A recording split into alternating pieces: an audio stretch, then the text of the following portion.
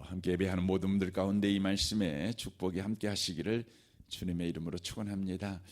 우리는 이번 한 주간 동안 성도의 정체성과 삶에 관해서 말씀을 우리가 들었습니다. 갈라디아서에서는 성도의 정체성은 이스마엘과 같지 않고 바로 이삭과 같다, 이렇게 말씀하고 계십니다. 이스마엘은 인간의 계획과 노력을 통해, 꾀를 통해서 바로 태어난 아이가 이스마엘 아니겠습니까? 하지만 이삭은 하나님이 약속하시고 하나님이 친히 그 약속을 지키심으로 태어난 아이가 이삭입니다. 저와 여러분은 어떤 정체성을 가진 자입니까? 그것은 인간의 계획과 노력과 꾀로 말미암아서 구원을 받은 자가 아니라는 것입니다. 오직 하나님이 약속하시고 그 약속을 신실하게 지키심으로 저와 여러분이 구원받은 바로 성도가 되었다고 하는 것입니다. 그러므로 성도의 정체성은 하나님의 약속의 자녀, 이게 성도의 정체성입니다. 인간의 노력의 산물, 이게 성도가 아니라는 것입니다. 인간의 열심의 산물, 이게 성도가 아니라는 것입니다. 하나님의 약속의 자녀, 이게 바로 성도라고 하는 것입니다. 그래서 성도는 매일매일 전 인생을 통해서 계속해서 확인하며 그 인생의 결론이 무엇이어야 되냐면 하나님은 하나님의 말씀을 신실하게 지키셨습니다. 하나님이 하나님의 약속을 내 인생에 다 이루셨습니다. 이것이 되어야 된다고 하는 것이죠. 예수께서 십자가에서 마지막 운명하실 때 하신 말씀이 뭡니까? 다 이루었도다라고 말씀하십니다. 하나님께서 말씀하신 그 말씀이 다 이루어졌다는 것이죠. 저와 여러분도 그리스도의 인생을 우리가 살아가는 것이죠. 우리의 인생의 결론은 다 이루었답니다. 하나님이 약속하신 것을 내 인생 속에서 다 이루셨다는 것이죠. 저와 여러분이 이런 정체성을 가진 자라는 것을 놓치지 마시고 그의 정체성에 걸맞는 인생을 저와 여러분이 살아가야 된다고 하는 것입니다. 그러니까 성도는 내가 누구이냐, 이것을 삶에서 끊임없이 바로 확인하고 드러내는 삶을 살아가야 되며 또 안 믿는 사람에게 선전하는 인생을 살아가는 것입니다. 내가 누구냐? 바로 하나님께서 약속의 자녀로 낳은 하나님의 백성이며 내 인생은 하나님이 약속하신 대로 그 약속을 신실하게 지키시는 인생이다. 그러므로 내 인생을 통해 하나님은 신실하신 하나님이라는 것을 바로 우리에게 드러내 계시고 보시고 계신다. 이것을 바로 우리가 입증하는 인생, 증인된 인생을 우리가 살아가야 된다고 하는 것입니다. 그래서 이 다윗이라는 사람이 죽음을 앞두고 자기 아들 다윗 솔로몬에게 마지막 유언의 말을 합니다. 다윗이 그 긴 인생을 이렇게 살았지 않습니까? 이제 아들이 또 그 긴 인생을 살아가야 합니다. 다윗이 살아온 인생은 참으로 험한 인생이었죠. 하루를 발 뻗고도 살아갈 수 없는 매일매일 긴장의 연속, 두려움의 연속의 인생을 살았습니다. 어쩌면 누군가가 뒤에 칼을 대고 바로 위협하는 그런 인생을 산 사람 아니겠습니까? 그런 인생 속에서도 다윗은 형통한 인생을 살았습니다. 오늘 시편 1편에 고백하는 것 같이 바로 시냇가에 심은 나무처럼 철을 따라 열매를 맺는 인생을 다윗이 살았습니다. 시편 23편에 고백하는 것 같이 여호와가 나의 목자시니 내게 부족함이 없으리로다. 바로 그 인생을 다윗은 살았습니다. 다윗은 솔로몬에게 그 인생을 바로 살아가는 비법을 바로 마지막 유언으로 주고 싶어 했습니다. 그래서 다윗은 솔로몬에게 마지막 유언으로 이 말을 하는 것이죠.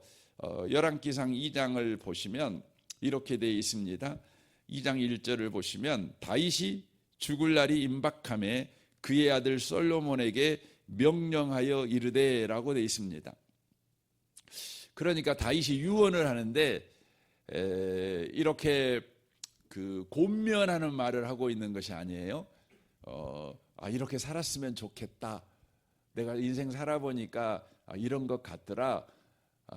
이렇게 아들에게 선택할 수 있는 유언을 하는 게 아니에요. 이렇게 살면 참 좋겠어. 못 살면 어쩌겠어. 하지만 꼭 이렇게 살았으면 좋겠다. 이런 간절함을 담아서 다윗이 말을 할 수도 있잖아요. 근데 다윗은 그렇게 말하지 않습니다. 어떻게 말하냐면 명령으로 합니다. 이건 어명이다. 이거죠. 다윗은 왕 아닙니까? 어명이죠. 그러니까 어명은 해도 되고 안 해도 되는 게 아니죠. 어명은 안 하면 죽는 겁니다. 하면 사는 것이죠. 그러니까 다윗이 명령합니다. 이 길 외에는 없다는 것이에요. 이 길 외에는 없다는 것이죠. 하면서 말합니다. 2절 보십시오. 내가 이제 세상 모든 사람이 가는 길을 가게 되었노니 너는 힘써 대장부가 되고라고 되어 있습니다. 너는 힘써 대장부가 되라.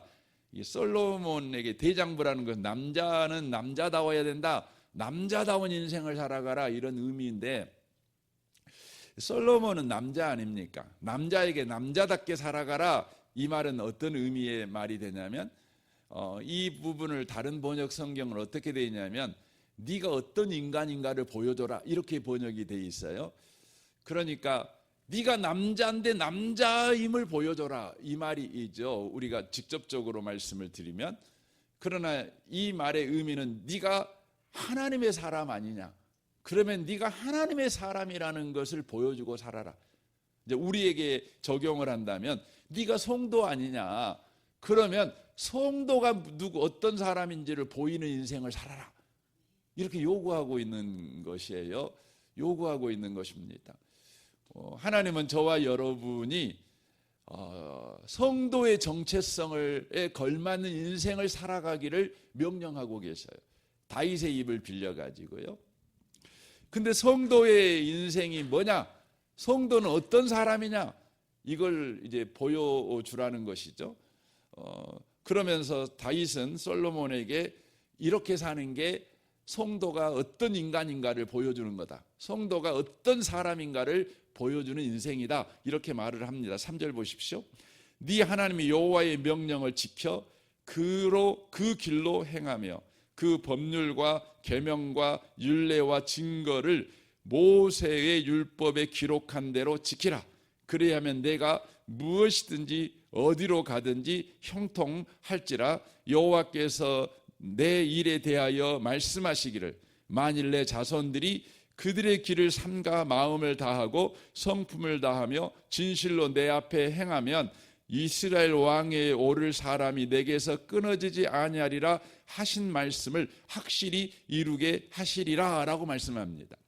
그러니까 다윗이 말하는 말은 뭐냐면 오늘 시편 1편에 있는 말씀 내용과 똑같아요. 하나님의 말씀을 쥐야로 묵상하는 삶, 그리고 그 말씀에 기록된 대로 다 살아라 이렇게 요구를 하는 것입니다. 요구하는 것입니다. 그러니까 솔로몬에게 네가 하나님의 사람이 어떤 인간인가를 보여주는 방식은 뭐냐면 하나님 말씀대로 사는 거다 이렇게 말을 하는 거예요. 그런데 왜 하나님의 말씀대로 사는 것이 바로 성도라는 인간이 어떤 인간인가를 보여주는 삶이 되느냐, 그것이 정말 그렇게 되느냐, 그 근거를 이야기하셔요. 근거가 뭐냐면 하나님께서 내게 약속하셨다. 내게 약속하셨다. 바로 네 자손들이 말씀대로 살면 그렇게 될 거라고 하나님이 약속하셨다.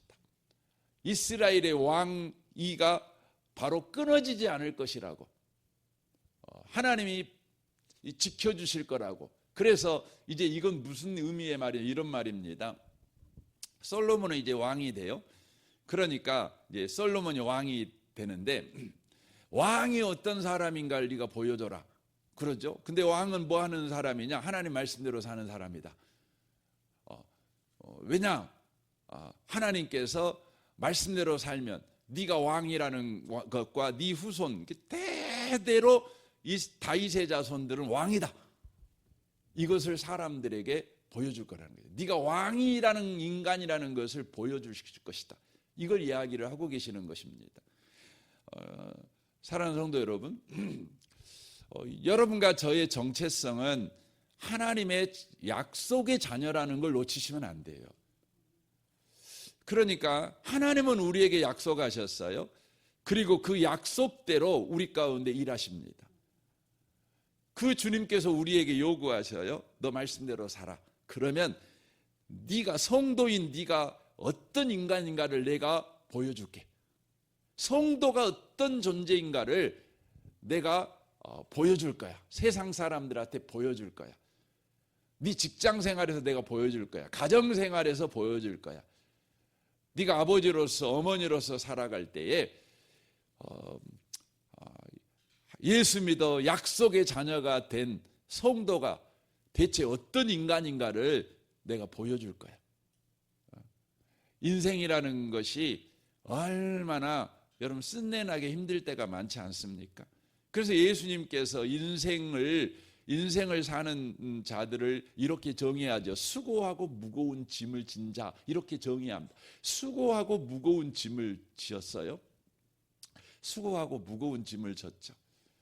그러니까 솔로몬은 이 부분에서 말하잖아요. 인생이라는 것이 뭐냐? 눈물과 한숨밖에 없는 거예요. 그렇게 고통스러운 게 인생이라는 거 아니겠습니까? 우리에게 언뜻 장마철에 그 구름 사이로 보이는 햇살이 비칠 날이 있긴 하지만 그래도 우리의 삶에 장마철이 지속되는 게 우리의 삶 아닙니까? 좀 좋은 날이 올란가 보다 하는데 이것도 쉽지 않습니다. 그게 그렇습니다. 그런데요, 우리 하나님께서는 그렇게 눈물 많고 그렇게 수고가 많고 한숨이 많고 수고하고 무거운 짐을 져 살아가는 그 인생 속에서 바로 성도가 어떤 인간인가, 하나님이 약속으로 구원한 인간이 대체 어떤 인간인가를 우리 하나님께서 보여주시겠대요.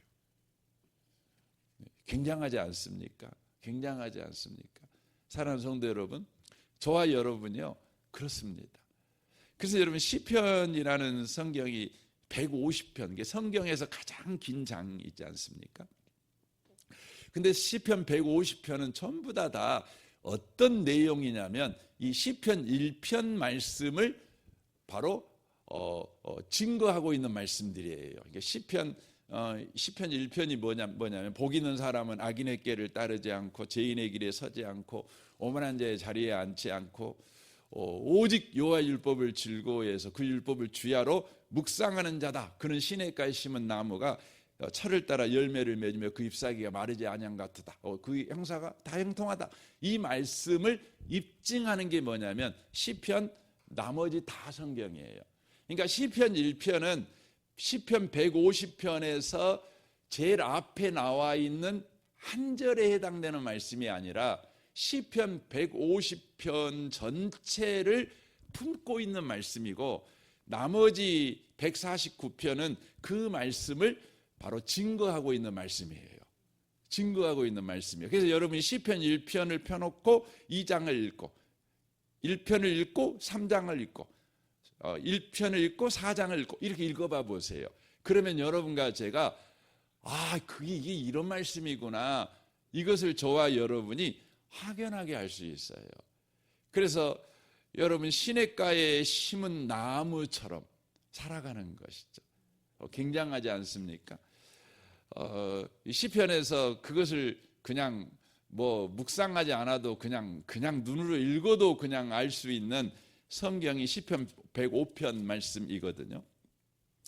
시편 105편에 보면 그 요셉 이야기가 나오지요. 그 17절 시편 105편 이야기는 하나님께서 이스라엘 백성에게 약속을 지키시는 신실하신 하나님이라는 것을 그 역사적 사건을 통해서 말씀하고 있는 내용인데요. 그 중에서 우리가 가장 자주 보는 성경이 바로 요셉에 관한 이야기 아닙니까? 시편 105편에 보면 17절부터 한번 보겠습니다. 그가 한 사람을 앞서 보내셨으며 요셉이 종으로 팔렸도다. 그러니까 그 이스라엘 가운데 이제 가나안에서 애굽으로 하나님이 이동을 시켜요. 왜 이동을 시키냐면 하나님이 아브라함에게 약속하셨잖아요. 네 자손이 하늘의 별처럼 땅의 모래수와 같이 많게 하겠다. 이렇게 약속하셨어요. 그러니까 그 약속을 이루려면 가나안 땅에 있으면 안 돼요.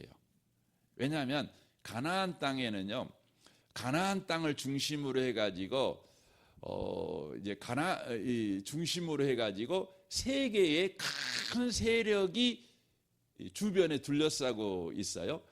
하나는 지금의 터키 아나톨리아 반도라고 그래요. 거기 지역에 있는 세력, 그리고 지금의 이라크, 또 이란, 또 사우디아라비아 여기를 중심으로 한 바벨론 세력이 있고요. 그리고 남쪽으로는 이집트 세력이 있어요. 그래서 이 아나톨리아 지역에서 가장 먼저 일어난 그 제국이 히타이트 민족인데, 이 히타이트 민족이 이 아나톨리아 지역을 통합하면 어떻게 되냐면 바로 이스라엘을 정복하게 돼요. 왜냐하면 반드시 이 세력들은 서로를 잡아먹어요. 그러니까 아나톨리아에 있는 세력이 그 땅을 정복하면 가장 큰 세력이 돼가지고 이스라엘과 또 바벨론과 이집트 땅을 정복해요. 그리고 이집트는 남쪽 이집트, 북쪽 이집트가 있는데 그 세력이 통합이 되면 또 이 세력이 또 지금의 터키와 바벨론 지역을 통일하려고 이스라엘을 반드시 점령해요. 이게 중동 지역에 있는 역사예요. 세계사예요. 그래서 세계사를 보면 끊임없이 이 세력이 서로를 견제하는데 지나가는 통로가 어디냐면 이스라엘이에요. 가나안 땅이에요. 그러니까 가나안 땅이라는 땅은요, 항상 밟히다 보니까 그 땅에 사는 사람들이 계속 바뀌어요. 왜 바뀌냐면 그 땅에 있는 사람들은 세력을 키울 수가 없어요. 그래서 여러분이 가나안 땅 7족속이 있다고 그러잖아요. 그런데 이 7족속들은 대부분 어떤 족속들이냐면 우리가 소위 역사 속에서 보면 지중해에 있는 해안 세력들이에요. 그러니까 이탈리아나 그리스 땅에서 밀려난 사람들이 가나안 땅으로 들어와요. 이제 대표적인 사람이 블레셋이에요. 블레셋. 여러분 블레셋이잖아요. 지금도 팔레스타인 이 말이 뭐냐면 블레셋의 땅이라는 뜻입니다. 들어와요. 근데 계속해서 민족이 바뀌어. 그러니까 그 땅에서 여러분 이 하나님의 뜻이 이루어지려면은요, 참으로 어려운 거예요. 우리가 역사적으로 볼 때. 그래서 우리 하나님께서는 이 이스라엘 민족을 약속을 지키시려고 어떻게 하냐면 이집트로 이주시켜야 돼요. 하나님 이주시킵니다.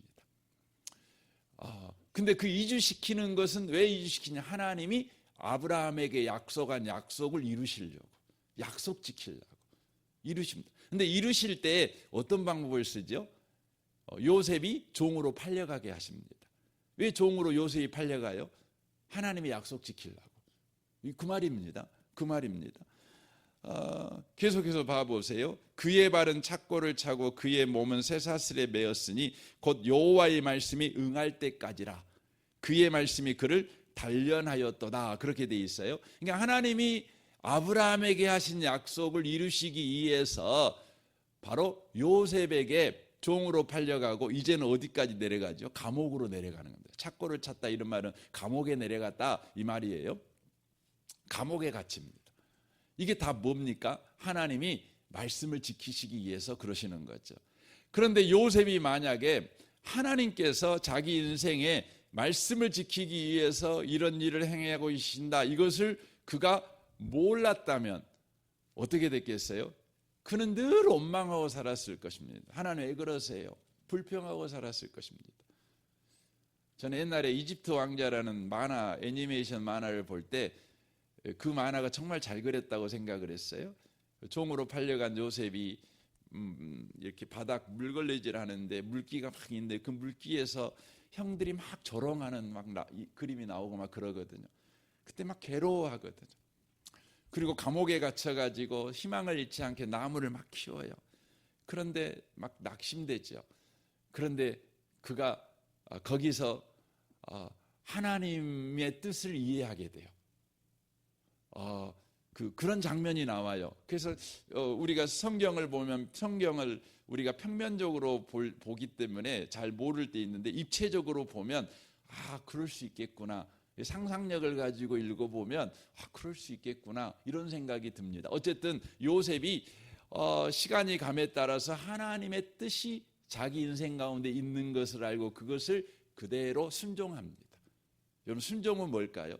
하나님의 뜻을 우리가 받아들이는 거죠. 그래서 여러분, 순종에는 두 가지 순종이 있어요. 여러분이 하나님의 말씀에 순종하는 것과 여러분에게 주어진 상황에 순종하는 거예요. 이것은 상황에 여러분과 제가 그냥 순응해서 사는 불교인들과 달라요. 힌두교인들과 다른 태도예요. 여러분, 불교인들과 힌두교인들은 어떻게 사냐면 팔자라고 생각하고 살아요. 그냥 그게 뭡니까? 그냥 이런 자연에, 이런 삶에 그냥 순응하고 살아요. 그냥 뭐 어쩔 수 없지, 팔자지 이렇게 살.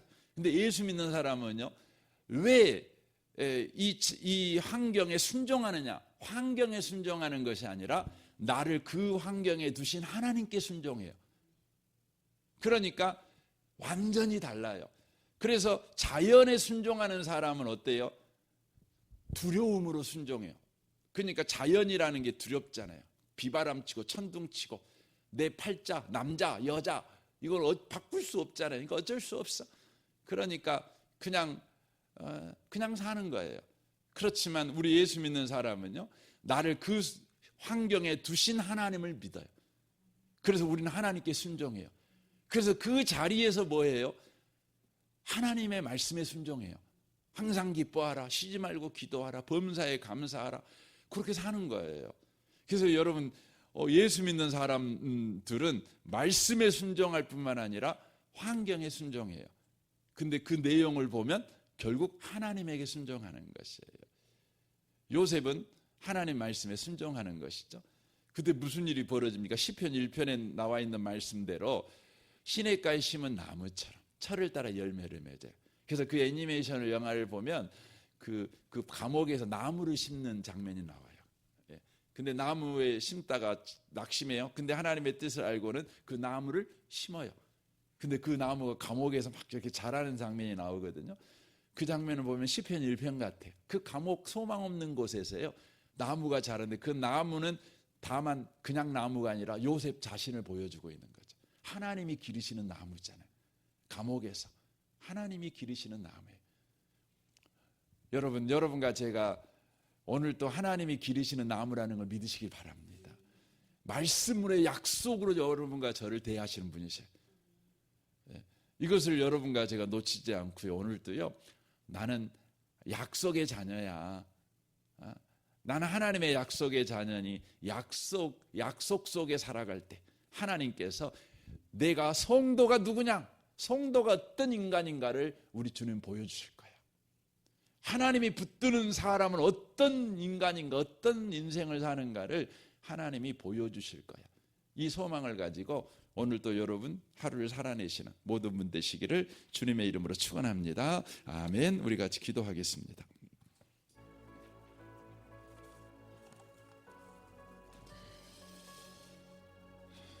오늘 말씀을 생각하며, 주님, 우리는 늘 자존심을 세우며 내가 누군지 알아 이렇게 화를 냅니다. 내가 내 스스로가 내가 누구인지를 입증하려고 할 때 우리는 나를 알아주지 않는 세상에 분노합니다. 세상에 원망합니다. 그리스도인은요, 하나님이 나를 누구인지를 입증해 주십니다. 우리가 할 일은 말씀을 붙잡고 살아가는 것입니다.